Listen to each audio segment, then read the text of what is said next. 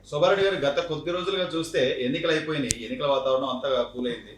ఎన్నికలు జరిగిన తర్వాత ఇప్పుడు అధికారంలో ఉన్న నాయకులకి ప్రతిపక్ష నాయకుల మీద గౌరవం భక్తి పెరుగుతుంది. అంటే మీరు చూస్తుంటే కొన్ని ఎపిసోడ్స్ లో కొన్ని ఇంటర్వ్యూస్ లో కూడా లోకేష్ బాబు గారు అని వంశీ గారు సంబోధించడం, లేకపోతే చంద్రబాబు నాయుడు గారు అని చెప్పి పేరుని నాని గారు, లేదా తొడలు కొట్టినటువంటి అనిల్ కుమార్ యాదవ్ గారు అభద్రతా భావంలో ఆయన భయంలో ఉన్నాం మేము, మాకు ఎవరు సహకరించట్లేదు ఆయన మాట్లాడటం కానీ, అంబటి రాంబాబు గారు గతంలో మీడియా ముందుకు వచ్చి పదే పదే అంబటి రాంబాబు గారు ఒక ఆత్మధోరణలో ఇదిలో పడ్డారు. ఇవన్నీ కూడా ఎలా చూడాలంటారండి? ఏంటి వాళ్ళకి అర్థమైపోయింది, భవిష్యత్తు కనబడిందంటారా? అదే కదా చెప్తున్నాను. ఇప్పుడు ఆయన అసలు విదేశాలకు వెళ్ళాలనే దానిలోనే ఆన్సర్ వచ్చేసిందండి.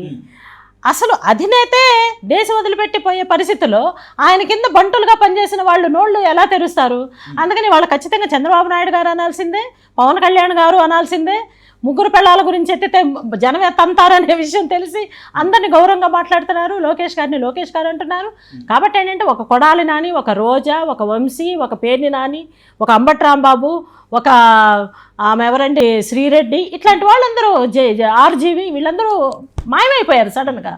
ఎందుకంటే ఒక సంచలనాత్మక ఉప్పెనలాగా ఒక మార్పు వస్తున్నప్పుడు ఇలాంటివన్నీ ఆటోమేటిక్గా కొట్టుకుపోతాయి అనేది ప్రజలు వాళ్ళు చూపించినటువంటి ఉదాత్తమైనటువంటి సంయమనం పాటించడం అనేది, ఒక క్రమశిక్షణతో కూడినటువంటి ప్రవర్తన అంటే ప్రజలు ప్రదర్శించడం ద్వారా వాళ్ళు ఆటోమేటిక్గా నోరు మూసారని నేను చెప్పదలుచుకున్నాను. కాబట్టి ఈరోజు మాట్లాడలేకపోతున్నారు. ఎందుకంటే వాళ్ళు తప్పకుండా వీటన్నిటికీ మూల్యం చెల్లించడానికి సిద్ధపడాల్సి వస్తుంది. అలా వచ్చేసిన ఈ మార్పులు, ఆ మార్పు తీసుకొచ్చింది పార్టీలు కాదు, చంద్రబాబు నాయుడు గారు కాదు, శోభారాణి కాదు, ఇంటర్వ్యూ చేస్తున్న మీరు కాదు, చిన్న ఓటర్ దగ్గర నుంచి, అంటే అసలు ఏమీ తెలియని రిక్షా పుల్లరు లాంటి సోదరుల దగ్గర నుంచి చదువుకున్న వాళ్ళ దాకా మార్పును కోరారనే విషయాన్ని గమనించడం వల్ల వీళ్ళు ఇప్పుడు నోళ్ళు మూతబడినాయి. అనిల్ కుమార్ యాదవ్ ఎట్లా మాట్లాడండి గతంలో? నువ్వు అక్కడ నెల్లూరులో చీ కొడితే ఇక్కడికి వచ్చి గుంటూరు జిల్లాలోకి వచ్చి పోటీ చేసి ఇప్పుడు ఒళ్ళు దగ్గర పెట్టుకొని నువ్వు ప్రవర్తిస్తున్నావంటే ఇంకా అంతకంటే పెద్ద మార్పు ఏమి ఉంటుందండి? That is the change. So ఈ రోజా గురించి అసలు మాట్లాడటానికి టైం వేస్ట్ అండి. అసలు ఆవిడ ఎక్కడుందో కూడా తెలియదు. సో రోజా దోచుకున్నాయి. తిరుపతిలో టికెట్లు అమ్ముకొని తెచ్చుకున్న డబ్బులు, తిరుపతిలో కాటేజెస్ అరేంజ్ చేసి అక్కడ కాస్త ఏదో తాయిలాలు ఇస్తా దాచుకున్న డబ్బులు, బినామీగా ఎవరికైనా చిన్న చేతగా బినామీలుగా ఉండి సంపాదించుకున్న డబ్బులు, వాటిని కాపాడుకోవాలి ఎట్లా అనుకుంటే ఆవిడ ఇంట్లో నుంచి బయటికి రావట్లేదు. అది అందరూ తెలుసు. ఆడుకోవటం అనవసరం అండి. షీఈస్ కైండ్ ఆఫ్ అసలు నెగ్లెక్ట్ చేయొచ్చు అసలు ఆ విషయాన్ని. కాబట్టి ఏంటంటే అన్ని విషయాలు తెలిసి కూడా ఒళ్ళు తెలియకుండా మాట్లాడిన వాళ్ళు ఎవరైతే ఉంటారో వాళ్ళు నోళ్ళు మూసుకోవటం అనేది ఒక మంచి సంకేతం. భవిష్యత్తులో మళ్ళీ రాబోయే 5 ఏళ్లలో వాళ్ళు ప్రతిపక్షంలో ఎంతమంది ఉంటారో ఇప్పుడప్పుడే చెప్పలేము. కానీ ప్రతిపక్షంలో ఉన్నప్పుడు కనీసం బుద్ధి తెచ్చుకొని క్రమశిక్షణగా ఉన్నవాడు ఏ రోజుకైనా నెగ్గుతాడు. క్రమశిక్షణగా ఉన్నవాడు ఎప్పటికైనా ప్రజల మనసుల్ని కొల్లగొడతాడు, ప్రజల్ని ఒక సరైన విధానంలో పెట్టగలడు అనేది ఈరోజు వైసీపీ వాళ్ళు నేర్చుకోవాలని నేను తెలియజేసుకుంటూ ఉన్నాను. కాబట్టి ఏంటంటే పక్క రాష్ట్రాల్లో కూడా తెలుగుదేశం గెలవాలి అని పక్క రాష్ట్రాల ప్రజలు కూడా కోరుకునే వాతావరణం క్రియేట్ అయింది. ఈ సందర్భంగా నేను ఒకటి గుర్తు చేస్తానండి. ఇతర దేశాల నుండి లక్షల రూపాయలు ఖర్చు పెట్టుకొని ఇక్కడ ఓట్లున్న పౌరులు, ఆంధ్రప్రదేశ్ పౌరులు ఎవరైతే ఉన్నారో లక్షలు ఖర్చు పెట్టేసేసి ఒకరోజు ఓటేయటానికి ఒక 5 నిమిషాలు స్పెండ్ చేసే టైంకి 5 లక్షల రూపాయలు ఖర్చు పెట్టి వచ్చి ఓటేయడం అనేది నవ్వుతో. సో నేనేమంటున్నానంటే అండి, ఈ ఎలక్షన్లో 80% మించి ఓట్లేశారు అని అంటే ఒక పెద్ద మార్పుని కోరుకున్నప్పుడే అలాంటివి జరుగుతూ ఉంటాయి అనేది అప్పుడప్పుడు మనకు కనిపిస్తూ ఉంటుంది ఈ ప్రజాస్వామిక వ్యవస్థల్లో. అది ఈరోజు జరగటం అనేది ఒక మంచి సంకేతం. సో నేనేమంటున్నానంటే అండి, ప్రజలు తమంతట తాముగా మార్పు తీసుకురావాలనుకున్నప్పుడు ఏ శక్తులు అడ్డురావు.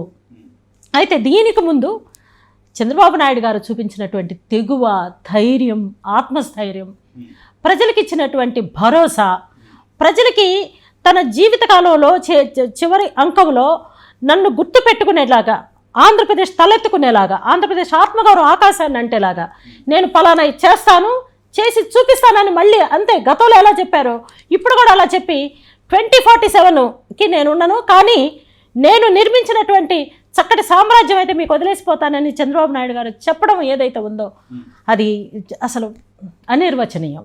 కాబట్టి ఏంటంటే చంద్రబాబు నాయుడు గారు లాంటి నాయకుడిని అధినేతగా పవన్ కళ్యాణ్ గారు ఈరోజు చాలా జోష్ మీద ఉన్నప్పటికీ అనుభవం కలిగిన నాయకుడు ఈరోజు చాలా అనివార్యంగా అవసరం ఆంధ్రప్రదేశ్కి అని చెప్పేసి అవుట్రైట్గా ఎన్నో ఇంటర్వ్యూలో చెప్పడం కూడా జరిగింది. కాబట్టి ఏంటంటే ఇప్పుడు అసలు చాలా సంస్కారవంతమైనటువంటి రాజకీయాలు ప్రదర్శించిన లైక్ పవన్ కళ్యాణ్ గారు కానీ యూత్ మొత్తాన్ని అసలు ఓటు అనేది రాజ్యాంగం కల్పించిన హక్కు ఎంత బలమైంది, అసలు హక్కులు ఎలా కాపాడుకోవాలనే దానికి యువగళం పేరు మీద యువకులు మొత్తాన్ని సమాయత్తం చేయటంలో లోకేష్ గారు ప్రదర్శించినటువంటి ఆ ధైర్యము, తెంపు, తెగువ, ఆ శక్తియుక్తులన్నీ వడ్డడం నిజంగా ఎవరికి వాళ్ళు చాలా అప్రిషియేట్ చేసే విషయం.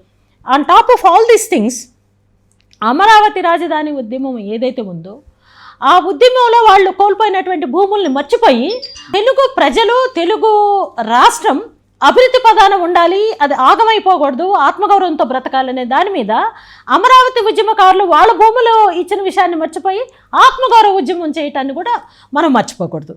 కాబట్టి ఏంటంటే చరిత్ర పుటల్లో అమరావతి ఉద్యమం ఏదైతే ఉందో ఆ ఉద్యమానికి ఒక ప్రత్యేకత, ఆ ఉద్యమాన్ని ఎవరు చెరిపేయలేనటువంటి ఘనమైన కీర్తిని సంపాదించుకుందని నేను చెప్పదలుచుకున్నాను. కాబట్టి హ్యాట్స్ ఆఫ్ టు అమరావతి రైతులు ఎవరైతే భూములు ఇచ్చారో వీళ్ళందరినీ పరిగణలో తీసుకోవాలండి. కాబట్టి ఏంటంటే ఇక్కడ రైతులు, మహిళా రైతులు, విద్యావంతులు, మరీ ముఖ్యంగా ఉద్యోగులు, ఈవెన్ వాలంటీర్లుగా పనిచేస్తున్న వాళ్ళు కూడా చంద్రబాబు నాయుడు గారు వస్తే బాగుండు, మేము ఈ 5,000కే పరిమితం అయిపోకుండా 50,000 రూపాయలకి మా భవిష్యత్తును మేము నిర్మించుకోవాలంటే చంద్రబాబు నాయుడు గారు కావాలి అని అనుకున్న వాలంటీర్లు కొన్ని వేల మంది ఉండి ఉంటారు. కానీ వాళ్ళ నోళ్ళు పెగిలి బయటికి రాలేదు. పెగిలి బయటకు వస్తే ఏం జరుగుతుందో వాళ్ళకి తెలుసు. కాబట్టి ఈ విధ్వంసాన్ని మేము కూడా ఎదుర్కోవాలంటే సైలెంట్గా మేము వర్క్ చేయాలనుకున్నారు. ఎక్కడో అడపాదడప అక్కడక్కడ వాలంటీర్లు కనిపించారు, కానీ అత్యుత్సాహం ప్రదర్శించి బూతుల్లోకి వెళ్ళిపోయి హడావుడి చేయడానికి ఏ వాలంటీర్ కూడా పనిచేయలేదు. కాబట్టి ఏంటంటే అందరూ అర్థం చేసుకున్నారు. ఇదంతా ఒక ఎత్తు అయితే న్యాయస్థానాలకి, న్యాయమూర్తులకి, న్యాయవాదులకి, మాలాగా పనిచేసిన వాళ్ళందరికీ ఒక ప్రత్యేకమైన చరిత్ర మేము కూడా రాసుకున్నామండి. ఎందుకంటే న్యాయస్థానం ఒక ప్రతిపక్ష పాత్ర పోషించింది. ఎవరు ఎక్కడుండాలి, ఎలా ఉండాలి అనేది కొంచెం ఆలస్యమైనా కూడా నిజాన్ని గెలిపించింది, చట్టానికి ఉన్నటువంటి విలువను గెలిపించింది, ధర్మాన్ని గెలిపించింది, న్యాయాన్ని గెలిపించింది. ఈ విషయంలో నిజమే గెలవాలని భువనేశ్వర్ గారు బయటికి రావడం అనేది ఆశ్చర్యకరమైన విషయం. ఎందుకంటే ఎప్పుడు ఏనాడు బయటికి రాని భువనేశ్వర్ గారు ఇంట్లో నుంచి బయటకు వచ్చి అద్భుతంగా మాట్లాడేశారు. అలాగే సడన్గా ఇంట్లో నుంచి ఒక చిన్న పిల్లాడికి, దేవాంశుకి తల్లిగా మాత్రమే తెలిసినటువంటి బ్రహ్మణి, లోకేష్ గారికి భార్య అని మాత్రమే తెలిసిన బ్రహ్మణి, బాలకృష్ణ గారికి కూతురు మాత్రమే అని తెలిసిన బ్రహ్మణి, ఎన్టీ రామారావు గారికి మనవరాలని తెలిసిన బ్రహ్మణి, చంద్రబాబు నాయుడు గారికి కోడలని మాత్రమే తెలిసిన బ్రహ్మణి, ఒక్కసారి బాబు గారు అరెస్ట్ అయినప్పుడు ఆ అమ్మాయి ప్రదర్శించినటువంటి విఘ్నత, ఆ అమ్మాయి వివరించిన విధానం, ప్రజల్లోకి వెళ్ళిన విధానం, మహిళల్ని సమాయత్తం చేసే విధానం, అలాగే లోకేష్ గారి నియోజకవర్గంలో ఆమె చేసిన ప్రచారం విధానం, ఇదంతా ఒక సిస్టమేటిక్గా ఒక అడ్మినిస్ట్రేటివ్ స్కిల్స్ ఉన్నట్లుగా ప్రదర్శించుకోవడంలో బ్రహ్మణి గారు కూడా సక్సెస్ అయ్యారు. కాబట్టి ఏంటంటే జగన్మోహన్ రెడ్డి చేసిన తప్పుకి చంద్రబాబు నాయుడు గారు ఒక్కరే కాదు, చంద్రబాబు నాయుడు గారు ఫ్యామిలీ మెంబర్స్ అందరూ బయటకు వచ్చేలాగా చేశారు. అయితే బయటకు వచ్చి వాళ్ళు ఏమన్నా బుద్ధ విగ్రహాల్లాగా ఉన్నారంటే లేదు, అసలు ఉన్న సమస్యల మీద అద్భుతమైనటువంటి క్లారిటీ ఇచ్చి మనం ఎక్కడున్నాము, ఎలా ఉన్నాము, దీనిలో నుంచి ఎలా బయటపడాలి, ఎలా చక్కగా బ్రతకాలని చెప్పటంలో నిజమే గెలవాలని భువనేశ్వర్ గారు, అలాగే బ్రహ్మణి కూడా మహిళల సమస్య మీద పనిచేసి అంగన్వాడీ టీచర్లు కానీ, ఆశా వర్కర్లు కానీ, మహిళా శక్తి పేరు మీద అమ్మ చేసినటువంటి పర్ఫార్మెన్స్ ఏదైతే ఉందో అది అద్భుతం. కాబట్టి ఇక్కడ ఈ ఇంటర్వ్యూ ఆద్యంతంలో నేను ఒక ప్రత్యేకమైన విషయం నేను చెప్పదలుచుకుంది ఏంటంటే అండి, ఒక సయోధ్య కుదరడంలో బీజేపీతో అంత క్రితం అసహనంగా ఉన్న తెలుగుదేశం పార్టీ అనివార్య పరిస్థితుల్లో ప్రజాస్వామ్యాన్ని కాపాడటం కోసం, ప్రజల్ని బ్రతికించుకోవడం కోసం, ప్రజల్ని భద్రతా వలయంలోకి రావడం కోసం బీజేపీని, తెలుగుదేశాన్ని దగ్గర చేసే ఒక అనుసంధానకర్తగా పవన్ కళ్యాణ్ గారు ప్రదర్శించినటువంటి ఆ మెచ్యూరిటీ లెవెల్స్ని ఈరోజు మనం ఖచ్చితంగా గుర్తు చేసుకోవాల్సిందే.